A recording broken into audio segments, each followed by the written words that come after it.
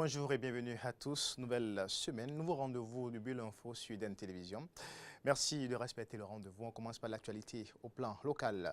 Le Bénin va disposer bientôt d'un port pétrolier, minéral et commercial en eau profonde dans la commune de Semenkoudji après les études de faisabilité et d'impact environnemental et social. Les responsables du groupe pétrolin Peak Network ont organisé ce samedi une séance de consultation publique dans la localité en présence du maire Charles-Maï Ronfort. Voici le compte rendu que nous présentent Ibrahim Ounam et Damien Pedro. Personne ne voulait rater ce rendez-vous d'échange et d'explication. Le sujet à l'ordre du jour est bien le projet de construction d'un port pétrolier, minéralier et commercial en eau profonde. Cette audience publique fait partie des étapes clés du processus devant conduire à la concrétisation du projet. Et pour construire ce port, le privé a choisi de se soumettre volontairement à tout le processus imposé par notre législation. À commencer par faire une étude de préfaisabilité, une étude détaillée et une étude d'impact approfondie sur l'environnement et le social. L'objectif de la présente audience est de recueillir vos préoccupations et permettre à analyser celles-ci, les intégrer dans la mesure du possible, ceci pour la mise en œuvre du projet. C'est une étape très nécessaire pour mon agence, l'Agence béninoise pour l'environnement, pour qu'elle puisse jouer son rôle de technicien dans la prise de décision, n'est-ce pas, du ministre du cadre de vie et du développement durable. Cette infrastructure qui est choisie pour être à ses mains et qui est l'une des plus grandes de notre pays fait partie d'un ensemble. Un ensemble que nous appelons épile dorsale de développement intégré de l'économie béninoise. Et il est donc important de comprendre que pour notre région, c'est une opportunité, c'est une chance à saisir. Un projet initié par la société Peak Network Limited dans le cadre de la mise en œuvre d'un partenariat public-privé. Une initiative saluée par le maire de la commune de Semenkoudji. Je crois que l'avènement du port est de régner davantage le taux de nous faire perdre des superficies et même des possibilités d'atouts touristiques devant nous permettre d'engranger beaucoup plus de ressources pour notre commune doit être un avantage pour nous. Ce qui est sûr, les spécialistes nous édifieront, enfin nous éclaireront, je veux dire, dans le sens. Ce projet de plus de 500 milliards sera réalisé sur une superficie de plus de 1000 hectares, d'où la nécessité d'associer les spécialistes du foncier. Vous avez suivi tout à l'heure que le projet a plusieurs enjeux. Et l'enjeu que nous gérons dans ce projet, c'est la prise en compte des aspects de dédommagement des personnes qui seront affectées par le projet. Donc notre rôle est de pouvoir, de concert avec les membres de la commission mise en place par le gouvernement, de pouvoir étudier avec tous les acteurs, analyser avec tous les acteurs le coût négatif ou positif du projet pour voir la qualité des personnes affectées, la catégorisation des personnes affectées et les types de dédommagements qu'il leur faut. Il est à noter que le rapport d'étude environnementale, objet de la présente audience, sera soumis à l'appréciation d'un comité interministériel. Suivront, après sa validation, d'autres étapes devant conduire au démarrage des travaux d'ici 2018. Et puis, non loin de Semenkoudji, plus précisément, à Porto Novo, 4 membres du gouvernement étaient face aux députés. Il s'agit entre autres du ministre du Développement Abdoulaye Bio-Tchadé, du commerce Lazare Sekwito, du cadre de vie et du développement durable José Didier Tonato et de la ministre de l'économie numérique Rafiatou Monroe. Objectif exposer aux députés en commission les grandes orientations de leur projet de budget exercice 2017, suivant les explications de quelques membres du gouvernement. Notre budget de 2017 est à un niveau nettement supérieur.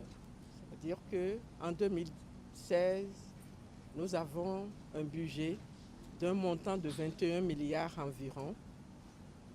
Mais en 2017,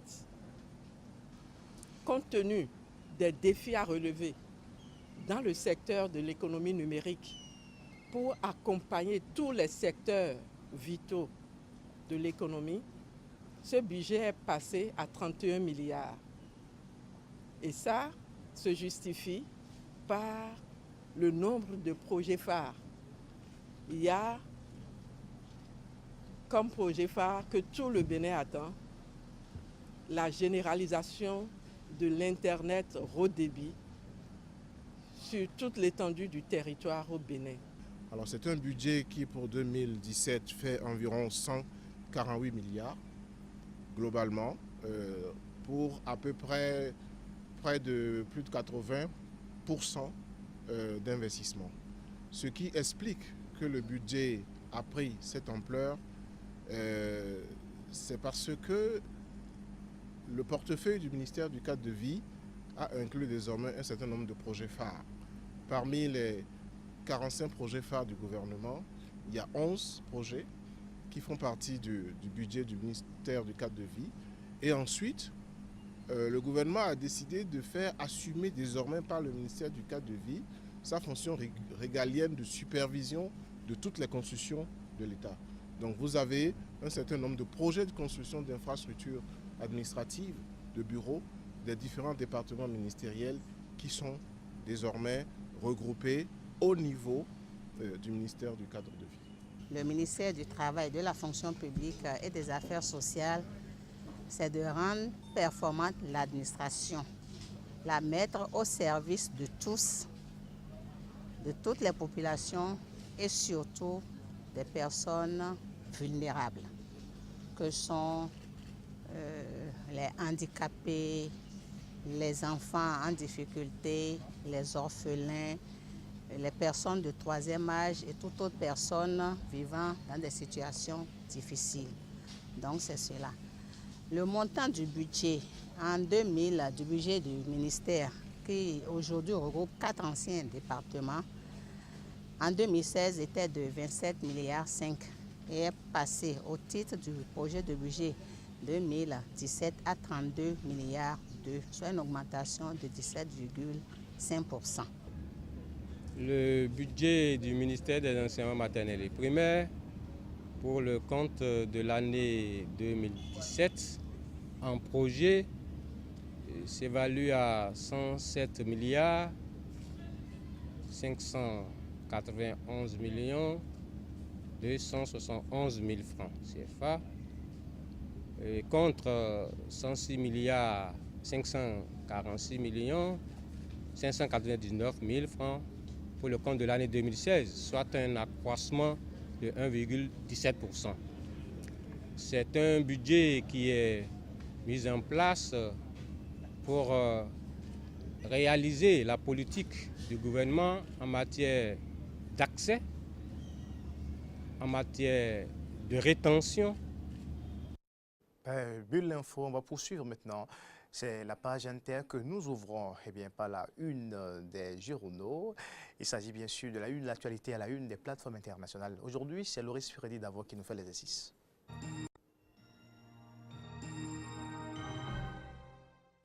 Elle s'ouvre ce matin par www.izf.net. www.izf.net. La toute première information proposée par IZF, c'est bien sûr un carnet noir. C'est un choix bien à dessein. Un carnet noir, on l'ouvre par ce carnet noir. Ce matin, cela n'arrive pas tous les jours. Décès de l'anthropologue Malek Chebel, défenseur d'un l'islam des Lumières. Malek Chebel, anthropologue et psychanalyste, n'est plus. Il est le promoteur et instigateur de l'islam des Lumières. Dans les médias et dans ses livres, il était inlassable et chaleureux, défenseur d'un islam des Lumières, l'anthropologue des religions et psychanalyste algérien.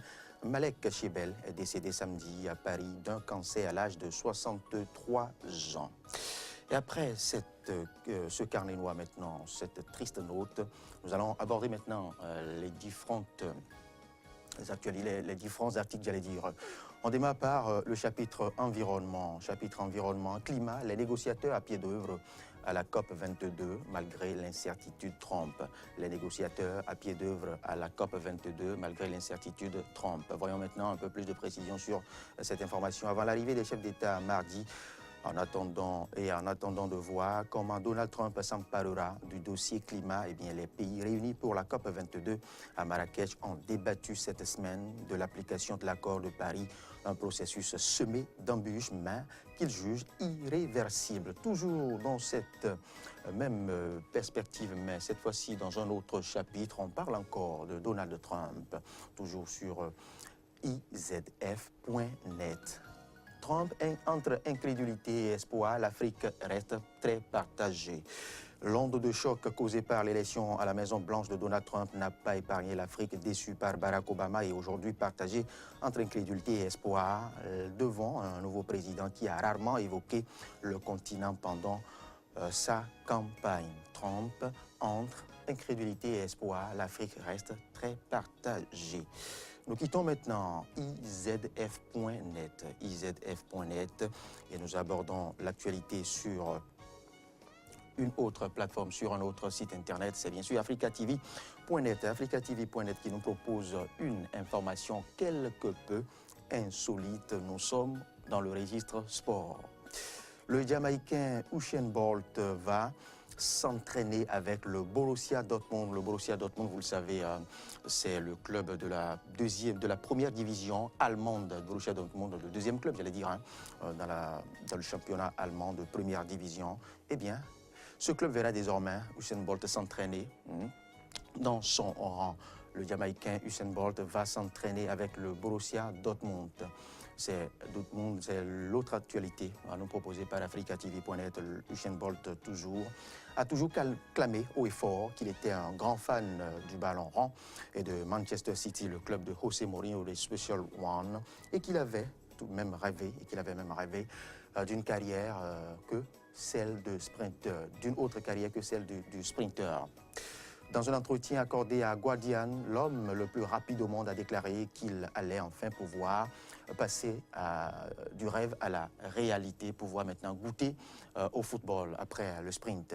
Grâce à son équipementier commun avec le Borussia Dortmund, le Jamaïcain va s'entraîner durant quelques jours avec le vice-champion allemand et voir ce qu'il s'y passe. Enfin, un client pour Pierre-Emerick Aubameyang qui va pouvoir tester sa vitesse face au nonuple champion olympique. On retient le titre insolite au chapitre sport, je vous en parlais tantôt. Le Jamaïcain Usain Bolt va s'entraîner avec le Borussia Dortmund. Et voyons maintenant l'image qui a permis, l'image du sprinter, de l'homme le plus rapide de la planète, que vous voyez là, taper dans le curon sur, bien évidemment, une pelouse, sur un terrain de football. C'est vous dire qu'il a vraiment enclenché les entraînements avec le Borussia Dortmund. Voilà. Nous poursuivons maintenant dans un tout autre chapitre. On se rend en France et c'est sur www.lefigaro.fr. www.lefigaro.fr. Pour goûter à toute autre information, l'article est intitulé « Un an après, l'hommage aux victimes des attentats de Paris ». Ces attentats, vous savez, remontent au 13 novembre 2015. 13 novembre 2015. Un an après, l'hommage aux victimes des attentats. C'est ce que propose comme titre ce matin le Figaro.fr. Un an après les attaques du 13 novembre 2015, François Hollande a présidé dimanche les commémorations des attentats les plus meurtriers qu'ait connu le pays en dévoilant des plaques en mémoire des victimes à Saint-Denis et à Paris. Voyons maintenant l'image, sinon la photo choisie par cette rédaction du Figaro. Voilà. Une belle vue de la ville de Paris, d'une partie de France. Je ne sais précisément pas si c'est Paris ou autre ville. Voilà, c'est le choix de cette rédaction. On poursuit toujours sur le Figaro. L'appel à la tolérance du fils d'une victime du 13 novembre. L'appel à la tolérance du fils d'une victime du 13 novembre. C'est l'autre titre proposé sur la deuxième page du Figaro.fr. Michael Diaz, fils de Manuel Diaz, tué au Stade de France le 13 novembre 2015, a prononcé le seul discours de ce dimanche en commémoration. Vive la tolérance, vive l'intelligence et vive la France, a-t-il dit. Mais retenons encore une fois que grâce à Sting, grâce au musicien Sting, le Bataclan a retrouvé le goût de la fête. Grâce à Sting, le Bataclan a retrouvé le goût de la fête. La musique a de nouveau résonné samedi soir dans la salle parisienne avec un concert du Britannique Sting qui, en prélude, a fait observer 1 minute de silence en l'honneur, bien évidemment, des nombreuses victimes des différents attentats de Paris. On quitte le Figaro, nous quittons le Figaro. On va ouvrir maintenant le courrier à nous adresser ce matin, le courrier international. Courrier international, voici ce que propose le courrier international ce lundi 14 novembre 2016. Courrier international nous propose comme titre « Attentat de Paris, une fois que les Kalachnikovs sont dans les rues, eh bien, la vie change. Une fois que les Kalachnikovs sont dans les rues, la vie change. » C'est ce que dit Courrier international ce lundi. Et voyons l'image choisie pour illustrer ce titre à la première page de Courrier international. Voilà l'image que j'ai tenté de zoomer pour vous. Autre titre maintenant à lire pêle-mêle sur Courrier international, sur sa première page et sa deuxième page, bien évidemment. On se rend d'abord sur sa deuxième page, toujours pour rester dans l'actualité politique. L'actualité politique, victoire de Donald Trump, je ne me sens plus chez moi en Amérique. C'est ce que dit un Américain. Victoire de Donald Trump, je ne me sens plus chez moi en Amérique, a dit un Américain à la suite de l'élection de Donald Trump à la Maison-Blanche. Au Royaume-Uni, les attentats ont mis la République à rude épreuve. Vu du Royaume-Uni, devrais-je dire, vu du Royaume-Uni, les attentats ont mis la République à rude épreuve. Et je me permets maintenant de me retourner encore sur la toute première page du Courrier international pour vous proposer maintenant cette information un peu plus loin. Nous sommes en Colombie. Nouvel accord avec les FARC pour sauver la paix. Colombie, nouvel accord avec les FARC pour sauver la paix. Et je quitte encore une fois, je quitte maintenant le Courrier international pour aborder l'actualité sur la dernière plateforme à parcourir maintenant avant de mettre un terme à cette revue internationale. Le Monde Afrique. Le Monde Afrique nous propose comme titre, eh bien, pourquoi l'Europe doit s'attendre à l'arrivée massive de nouveaux réfugiés éthiopiens? Pourquoi l'Europe doit encore s'attendre à l'arrivée massive de nouveaux réfugiés éthiopiens?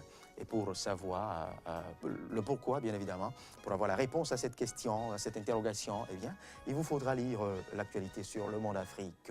Pour Mohamed Ademo, journaliste éthiopien en exil, le durcissement du régime d'Addis Abeba et la forte dégradation du quotidien des Éthiopiens pourraient conduire à une situation similaire à celle de la Syrie. L'article, bien évidemment, a été intitulé « Pourquoi l'Europe doit s'attendre à l'arrivée massive de nouveaux réfugiés éthiopiens ».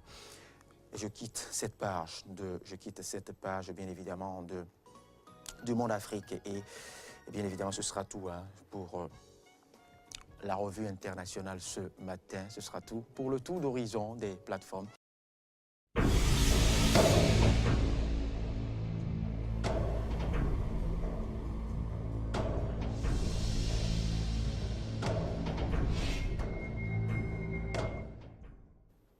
On va poursuivre cette édition avec l'actualité sur le continent. La République démocratique du Congo traverse depuis peu une instabilité politique.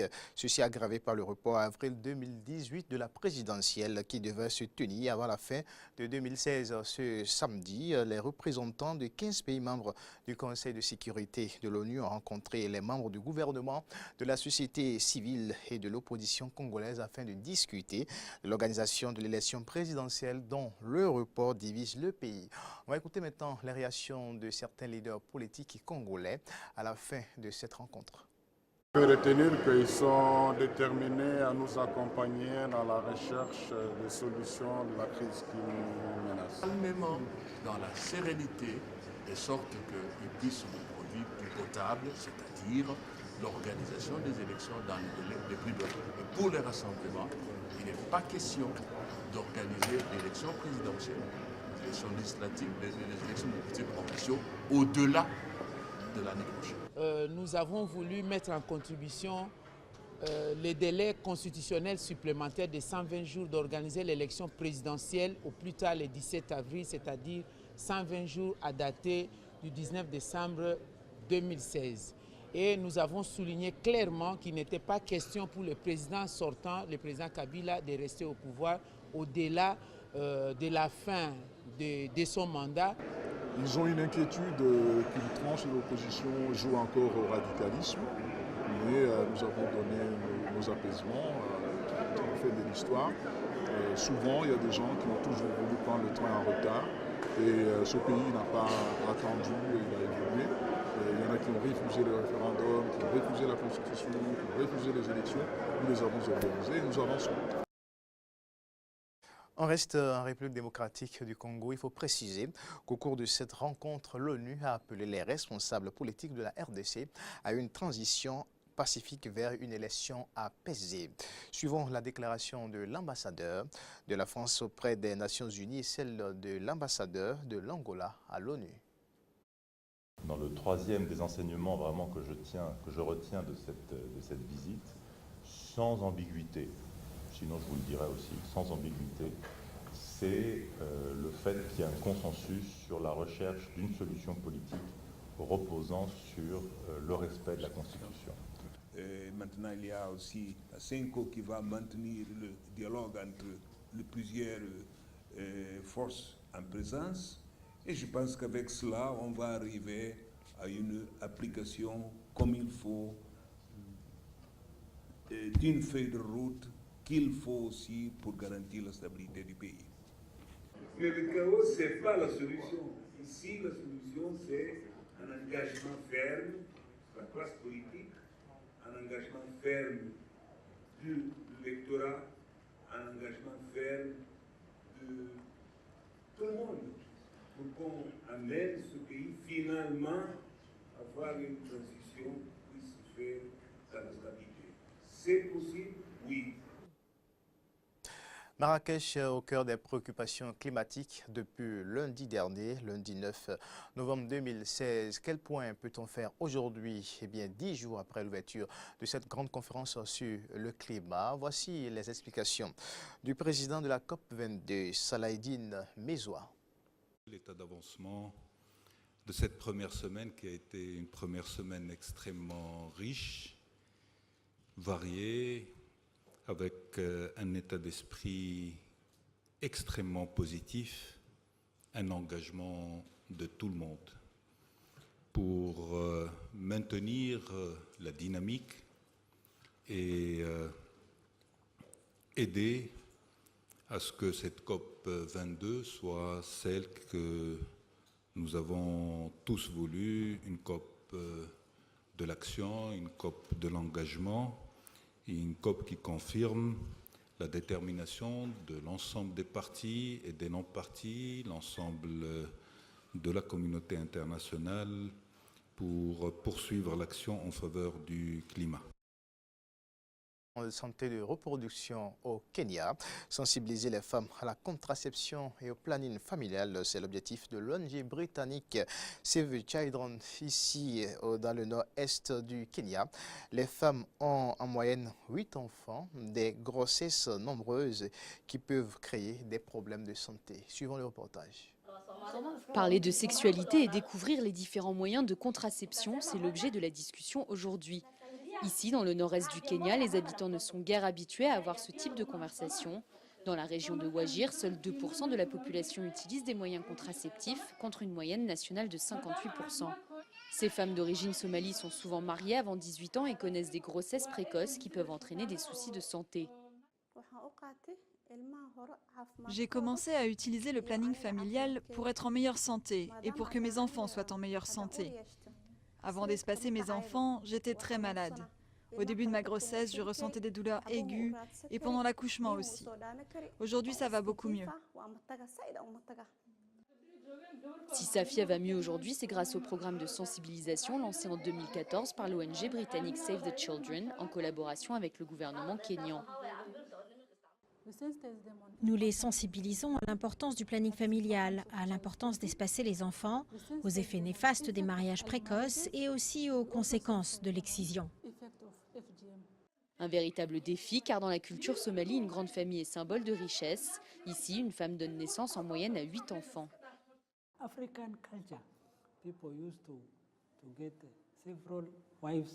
Historiquement, dans la culture africaine, les gens ont plusieurs femmes et ils ont de nombreux enfants.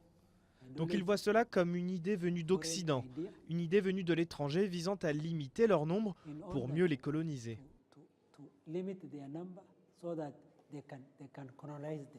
Le programme s'est aussi heurté aux croyances religieuses des habitants, nombreux à penser que le planning familial est proscrit par l'islam. Pour faire face à toutes ces réticences, l'ONG a sollicité l'aide des influents chefs religieux. Chaque semaine, des formations leur sont données et ils vont ensuite répandre la bonne parole dans les villages. Après plusieurs semaines de réflexion et après avoir reçu la bénédiction de son mari, Fatouma a ainsi décidé de se faire poser un implant contraceptif. C'est une décision personnelle d'utiliser le planning familial. Et vu que ma religion l'accepte, eh bien je vais l'utiliser. Comme Fatouma, plus de 3000 femmes ont débuté un planning familial au premier trimestre de cette année. Elles étaient moins de 1400 un an plus tôt. En 2 ans, les résultats du programme de Save the Children sont très encourageants. Et on parle maintenant de la catastrophe sismique en Nouvelle-Zélande avant de boucler ce bulle info. Un séisme de magnitude 7,8 a secoué dans la nuit de dimanche à ce lundi la Nouvelle-Zélande. Il a fait des morts et de nombreux dégâts matériels. Ibrahim Orounam pour le commentaire. C'est un fort séisme, un des plus forts jamais enregistrés dans le pays. Il a été largement ressenti sur l'ensemble du territoire néo-zélandais aux environs de 0 heure ce lundi. Des bâtiments endommagés dans de nombreuses régions, des routes coupées, la circulation interrompue et des pannes de courant et de téléphone constatées. En septembre, le pays avait été touché par un tsunami d'une faible magnitude. La Nouvelle-Zélande se trouve à la limite des plaques tectoniques de l'Australie et du Pacifique, zone qui fait partie de la ceinture du feu du Pacifique, où près de 15 000 séismes sont enregistrés chaque année. Ainsi s'achève cette édition de Bulle Info, édition de ce lundi 14 novembre 2016. Merci à toutes et à tous. Retrouvez un autre point complet de l'actualité à partir de 13h sur nos antennes avec Judicaël Polycarpe et Dinou. Bonne suite des programmes sur Eden Télévision.